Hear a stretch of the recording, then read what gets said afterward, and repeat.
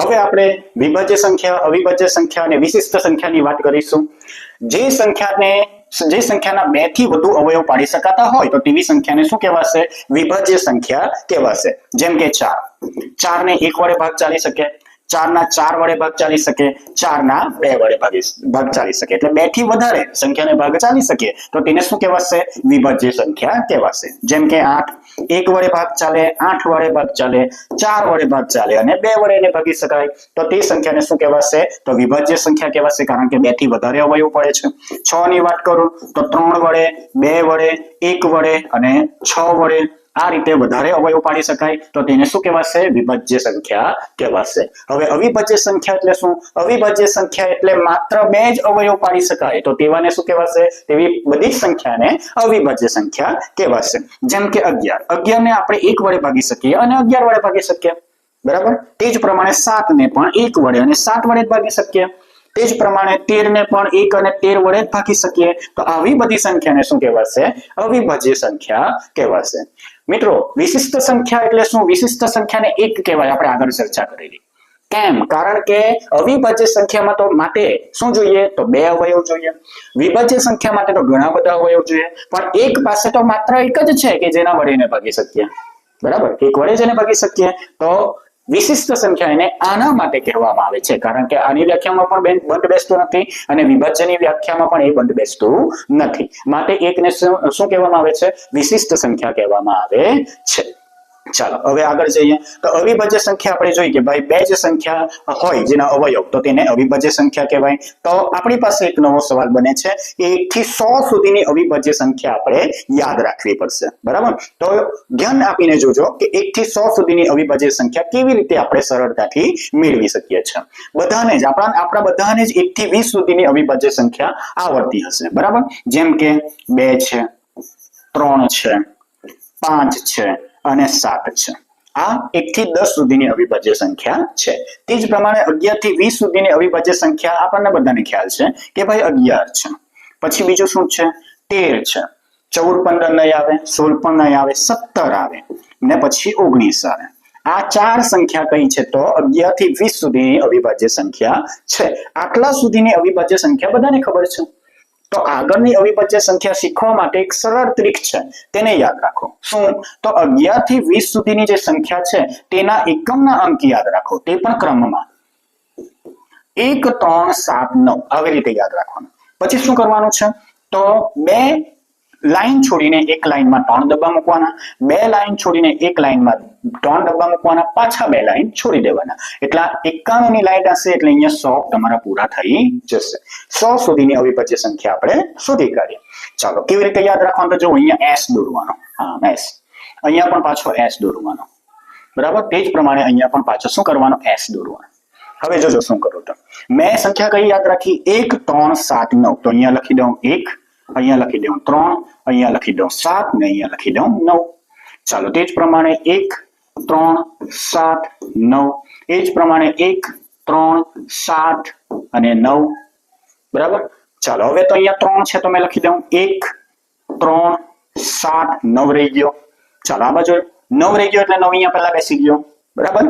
Okay, હવે અહીંયા લખું 1 અને 3. આ યાદ રાખજો. આ બાજુ 7 આવશે ને આ બાજુ શું આવશે? 9 આવશે. ચાલો ખબર પડી જશે. કેમ? કારણ કે જો મેં અહીંયા 9 લખું તો કેટલા થશે? 49. 7 7 49 થઈ જશે, ચાલશે નહીં. જો મેં અહીંયા 7 લખું તો તે થઈ જાય એટલે 11 વડે ભાગી શકાય એટલે ચાલશે નહીં. એટલે આવી બધી ભૂલ તો થશે જ નહીં, બરાબર. ચાલો તો આ મેં લખ્યું તે શું લખ્યું તે જોજો. આ 3 આવ્યો એટલે અહીંયા શું થઈ જશે? 23 થઈ ગયો મિત્રો, બરાબર. અહીંયા શું થઈ ગયા? 29 થઈ ગયા.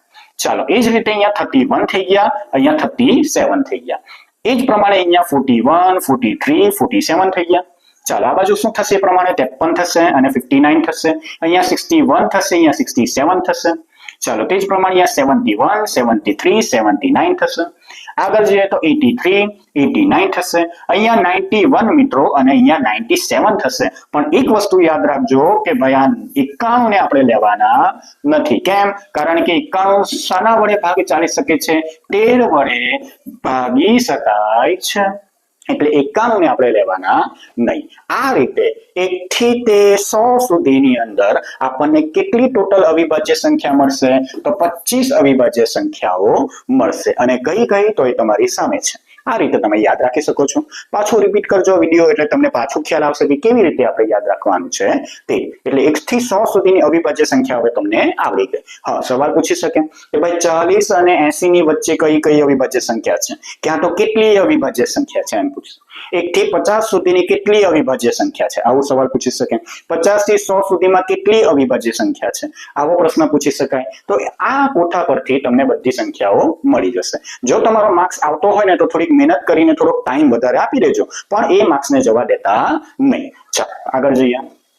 હવે આપણે એકમોની માહિતી લેવાના છે. ટેટ 1 ની પરીક્ષામાં એકમના સવાલો પૂછાવાના છે. એ તમને કોઈ પ્રશ્ન દ્વારા પણ પૂછી શકાય, ક્યાં તો પછી આ રીતે ડાયરેક્ટ પણ પૂછી શકાશે. બરાબર?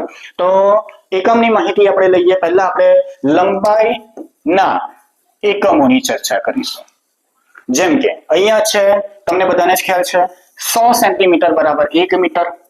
તે જ પ્રમાણે આ પણ તમને યાદ હશે કે 1000 મીટર બરાબર 1 કિલોમીટર. તે જ પ્રમાણે હવે યાદ રાખવાનું છે, કદાચ નહીં ખબર હોય તો 10 મિલીમીટર બરાબર 1 સેન્ટીમીટર. આ વસ્તુ યાદ ખાસ રાખજો.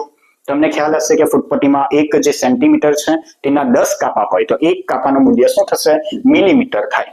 1 કાપાનું 1 મૂલ્ય એટલે કે 1 મિલીમીટર થાય. તો એવા 10 કાપા 1 સેન્ટીમીટરમાં હોય તો 1 સેન્ટીમીટર બરાબર કેટલા મિલીમીટર થશે? તો 10 મિલીમીટર થશે. હા, તેની સાથે સાથે જે અહીંયા લખ્યું છે તે પણ તમારે યાદ રાખવાનું છે. મેં ઉપર લઈ લઉં છું. બરાબર? શું છે? તો 10 સેન્ટીમીટર જો મેં ગણું તો તેને શું કહેવાશે? 1 ડેસીમીટર કહેવાશે. આ પણ યાદ રાખજો. આ બંનેનો તફાવત જરાક ધ્યાનથી જોજો. 1 સેન્ટીમીટર બરાબર 10 મિલીમીટર. તે જ પ્રમાણે 1 ડેસીમીટર બરાબર 10 સેન્ટીમીટર. તો આ ખાસ બાબત છે, તમારે યાદ રાખવા જેવી. તે જ પ્રમાણે હવે કંઈક જુદી વસ્તુ જોઈએ. 1 ઇંચ. 1 ઇંચ બધાને ખ્યાલ છે. તો તેના પ્રમાણે કેટલા સેન્ટીમીટર થાય? આઈએમપી સવાલ કહી શકાય. 2.54 સેન્ટીમીટર થાય. તે જ પ્રમાણે જો મિલીમીટરમાં આપણે યાદ રાખવું હોય તો તેને 25.4 મિલીમીટર એવી રીતે. જો સરખો જેવો જ આંકડો છે તે યાદ રહી જશે મિત્રો. પણ 1 ઇંચ બરાબર કેટલા સેન્ટીમીટર? તો 2.54. આપણે તો 3 સેન્ટીમીટર એમ લખી દઈએ. બરાબર? એટલે કે જ્યારે માપણી કરવાનું હોય ત્યારે સમજી લઈએ. પણ પરફેક્ટ જવાબ એનો આ છે. એટલે એ પણ તમારે યાદ રાખવાનું છે. તો તે જ પ્રમાણે જો ઇંચને મેં વધારો કરું એટલે કે 12 ઇંચ લઈ લઉં તો 1 ફૂટ થાય. 1 ફૂટ બરાબર 12 ઇંચ આપણે લઈએ છીએ. પણ મીટરની વાત કરીએ તો કેટલા મીટર થાય? તો તે અહીંયા લખ્યા છે 0.3048 મીટર થાય 1 ફૂટ બરાબર. ચાલો, તો એ જ પ્રમાણે જો 1 મીટર મેં કરી દઉં તો એમાં કેટલા ફૂટ આવે? તો આપણે 3 ફૂટ આપણે ધારી લઈએ એમને એમ. બરાબર? પણ રિયલમાં આંકડો શું છે? 3.28084 આટલા ફૂટ થાય 1 મીટર બરાબર. એટલે આ આંકડો પણ પરફેક્ટ યાદ રાખવા જેવો છે. આ આંકડો પણ પરફેક્ટ યાદ રાખવા જેવો છે. એટલે કેટલા ઇંચ થાય તો વધારે ખબર થઈ જશે, પણ તમારે યાદ રાખવું હોય તો યાદ રાખી શકો. અહીંયા મેં લખ્યું છે 39.3701 ઇંચ એની થશે. 1 મીટર બરાબર આટલી ઇંચ, 1 મીટર બરાબર આટલા ફૂટ થશે. ચાલો, આગળની પરીક્ષામાં બધા પૂછાઈ ગયેલા એ ક્વેશ્ચન પ્રમાણે થોડીક માહિતી બીજી પણ તમે લઈ શકો છો. જેમ કે 1 યાર્ડ એટલે કે 1 વાર એટલે 3 ફૂટ થશે. અને એટલે કેટલા મીટર થશે? તો 0.9144 મીટર થશે. તે જ પ્રમાણે 1 માઇલ બરાબર કેટલા યાર્ડ થશે? તો 1760 યાર્ડ થશે. અને તે જ પ્રમાણે કેટલા કિલોમીટર થશે? તો 1609 કિલોમીટર થશે. તે જ પ્રમાણે આ એક છેલ્લી માહિતી પણ યાદ રાખવા જેવી છે. 1 નોટિકલ માઇલ બરાબર શું થશે? તો 1.852 કિલોમીટર બરાબર મીટરમાં એનો જવાબ શું આવશે? 1852 મીટર થશે. બરાબર? તો આ પણ એવી માહિતી છે કે જે આગળની પરીક્ષામાં પૂછાઈ ગયેલી છે, તો એને પણ તમે યાદ રાખી શકો છો. એટલે કે આ જે પેજ છે તેમાં પણ ઘણા એવા મુદ્દા છે કે જેમાંથી તમને ક્વેશ્ચન પૂછી શકાશે. આગળ જઈએ. હવે પ્રવાહીના એકમો જોઈ લઈએ. પ્રવાહીના એકમોમાં આ તમને ખ્યાલ જ હશે કે ભાઈ 1 લીટર બરાબર કેટલા મિલીલીટર? તો 1000 મિલીલીટર થશે. 10 મિલીલીટર બરાબર કેટલા સેન્ટીલીટર? તો 1 સેન્ટીલીટર થશે. 10 મિલીલીટર બરાબર, જેમાં મિલીમીટરની આપણે આગળ ચર્ચા કરી, સેન્ટીમીટરની આપણે ચર્ચા કરી. બરાબર? તો તે રીતે આ પણ છે એકમો. હવે આગળ જઈએ. 10 સેન્ટીલીટર બરાબર કેટલા ડેસીલીટર? તો 1 ડેસીલીટર થશે. તો આ એક માહિતી છે પ્રવાહીઓની. આગળ જઈએ તો આ પ્રશ્ન પૂછાઈ ગયો છે 1 ગેલન બરાબર કેટલા લીટર, તો આ તમારે આંકડો યાદ રાખવો પડશે 3.78541 લીટર. તે જ પ્રમાણે આ પણ એક બધા મૂલ્યો છે તો તેને પણ તમે યાદ રાખી શકો કે એક ડેકા લીટર એટલે તમારા 10 લીટર થશે, એક હેક્ટાલીટર એટલે તમારા 100 લીટર થશે. તે જ પ્રમાણે 1 કિલો લીટર બરાબર 1000 લીટર થશે. તો આ માહિતી પણ એકદમ ખાસ બની રહેશે. જો ટેટ 1 ની પરીક્ષામાં પરફેક્ટ તૈયારી કરતા હો તો પછી આ બધા આંકડા તમારે યાદ રાખવા પડશે. ચાલો હવે ચોરસ એકમો એટલે કે ક્ષેત્રફળની વાત કરવામાં આવશે, ઘન એકમો એટલે ઘનફળની વાત કરવામાં આવે તો તેમાં તમારે કયા એકમ યાદ રાખવા પડશે. તો 1 ચોરસ મીટર બરાબર કેટલા ચોરસ સેન્ટીમીટર, તો ભાઈ થશે અહીંયા 10,000. કેવી રીતે, તો જુઓ 1 મીટર બરાબર કેટલા સેન્ટીમીટર થશે, તો 100 સેન્ટીમીટર થશે. 1 મીટર ગુણ્યા 1 મીટર બરાબર 100 સેન્ટીમીટર બરાબર 100 સેન્ટીમીટર થશે. એટલે અહીંયા 1 ચોરસ મીટર થશે. તે જ પ્રમાણે અહીંયા શું થશે 10,000 સેન્ટીમીટરનો વર્ગ થશે. અહીંયા પણ વર્ગ થશે. બરાબર, આ રીતે તમારે યાદ રાખવાનું છે. બરાબર, 1 ચોરસ મીટર બરાબર કેટલા ચોરસ સેન્ટીમીટર, તો 10,000 થશે. આગળની ચર્ચા કરીએ. 1 ચોરસ સેન્ટીમીટર બરાબર કેટલા ચોરસ ઇંચ, તો 0.155 ચોરસ ઇંચ. આ તમારે યાદ રાખવાનું છે. બીજું છે 1 ચોરસ મીટર બરાબર કેટલા ચોરસ વાર. આના કરતા તો આ વધારે યાદ રાખવા જેવી બાબત છે. 1 ચોરસ મીટર બરાબર કેટલા ચોરસ વાર, તો 1.196 ચોરસ વાર થશે. આગળની ચર્ચા કરીએ. 100 ચોરસ મીટર બરાબર 1 આર થશે. 100 આર બરાબર 1 હેક્ટર થશે. 1 હેક્ટર બરાબર શું થશે 2.471 એકર થશે.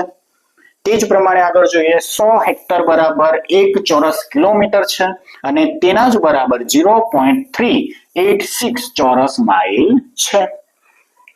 આગળ 1 એકર બરાબર 4840 ચોરસ વાર અને 0.405 હેક્ટર થાય. 1 ચોરસ વાર બરાબર 9 ચોરસ ફૂટ થશે અને તે જ પ્રમાણે 0.836 ચોરસ મીટર થશે. અને તે જ પ્રમાણે ચોરસ એકમની અંદર છેલ્લો એકમ છે 1 ચોરસ માઇલ બરાબર 640 એકર અને 259 હેક્ટર થશે. આ રીતના બધા એકમો અહીંયા મૂકી દીધા છે. જેટલું પ્રયત્ન થાય, જેટલા વધારે તમારાથી એકમ યાદ રાખી શકાય તેટલા યાદ રાખીને તમે એક્ઝામમાં જઈ શકો છો. તે જ પ્રમાણે ઘન એકમો જે છે તો તેનું 1 ઘન મીટર બરાબર કેટલા થશે, તો 10 લાખ ઘન સેન્ટીમીટર થશે. આ રીતે ચર્ચા કરી શકું મેં કે 1 ગુણ્યા 1 મીટર એટલે કે ઘન થશે, મીટરનો ઘન થશે. તે જ પ્રમાણે સેન્ટીમીટરની વાત કરું તો 100 ગુણ્યા 100 ગુણ્યા 100 એટલે સેન્ટીમીટરનો ક્યુબ થશે. કેટલા ઝીરો થાય, તો 1 2 3 4 5 6 અને પછી 1 મીંડો. તો અહીંયા પણ 6 મીંડા અને પછી 1 એકડો લખી દેવાનો. બરાબર, એટલે તમારે અહીંયા ઘન સેન્ટીમીટર થઈ જશે. તે જ પ્રમાણે એના બરાબર કેટલા ઘન યાદ થશે, તો 1.308 ઘન યાદ થશે. 1 ઘન સેમી બરાબર કેટલા ઘન ઇંચ થશે, તો 0.061 ઘન ઇંચ થશે. તો આ પણ અમુક એકમો છે કે જે તમે યાદ રાખી શકો છો અને પછી એક્ઝામમાં તમે જઈ શકો છો. ચાલો આગળ જોઈએ. વજનના એકમો જોઈ લઈએ થોડા ઘણા. તો 1 કિલોગ્રામ બરાબર 100 ગ્રામ, બધાને ખ્યાલ છે. એ જ પ્રમાણે હવે બીજા જોઈએ કે 1 ગ્રામ બરાબર કેટલા મિલીગ્રામ થાય, તો 1000 મિલીગ્રામ થાય, બધાને ખબર જ હશે. 10 ગ્રામ બરાબર ડેકાગ્રામ. જો ડેકા શબ્દ આવ્યા કરતો છે ને એટલે બધાને કમ્પેર કરીને તમારે યાદ રાખવાના, ઓટોમેટિકલી યાદ રહી જશે. 100 ગ્રામ બરાબર કેટલા હેક્ટોગ્રામ, તો પછી 1 હેક્ટોગ્રામ. ને 1000 ગ્રામ બરાબર કેટલા, તો 1 કિલોગ્રામ. આવી રીતે લાઈનમાં યાદ રાખો એટલે ઓટોમેટિકલી યાદ રહેશે આવી બાબત. બરાબર, ચાલો આગળ જઈએ. 10 મિલીગ્રામ બરાબર 1 સેન્ટીગ્રામ થશે અને 100 મિલીગ્રામ બરાબર 1 ડેસીગ્રામ થશે. આ ડેસીગ્રામ અહીંયા આ ડેકાગ્રામ છે, આ ડેસીગ્રામ છે, પણ જરાક જોજો બંનેમાં ફરક શું છે તો એ જરાક ધ્યાન આપજો. આગળ જોઈએ 1000 કિલોગ્રામ. હવે મોટા એકમો. 1000 કિલોગ્રામ બરાબર 1 મેટ્રિક ટન થશે. આ બધા પણ આઈએમપી છે ભાઈ. બરાબર, 100 કિલોગ્રામ બરાબર 1 ક્વિન્ટલ છે. 1 પાઉન્ડ બરાબર 100 ઔંસ છે અને 1 સ્ટોન બરાબર 14 પાઉન્ડ છે. એટલે આ પણ ખાસા એવા એકમ છે કે જે તમે યાદ રાખીને જાઓ અને એવા સવાલ પૂછાય તો બીજાના કદાચ માર્ક નહીં આવે પણ તમારા માર્ક્સ આવશે. એટલે મહેનત કરી શકાય એવી બાબતો છે.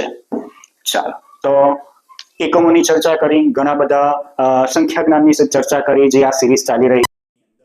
તો આશા રાખું કે આ બધા જ સ્લાઇડમાંથી તમને કામ લાગે એવી બધી માહિતી મળશે. લેક્ચરોના દ્વારા ગણિતમાં હજુ ઘણા ટોપિક છે કે જેની અંદર હજુ મારે તમને માહિતી આપી શકાય એવી છે. તો ફરીથી આપણે મળતા રહીશું. ભૂમિતિના ચેપ્ટર છે એ પણ આપણે જોઈશું. બરાબર, તો નેક્સ્ટ લેક્ચરમાં પાછા મળીશું. હવે અહીંયા મેં વિદાય લઉં છું. Thank you so much.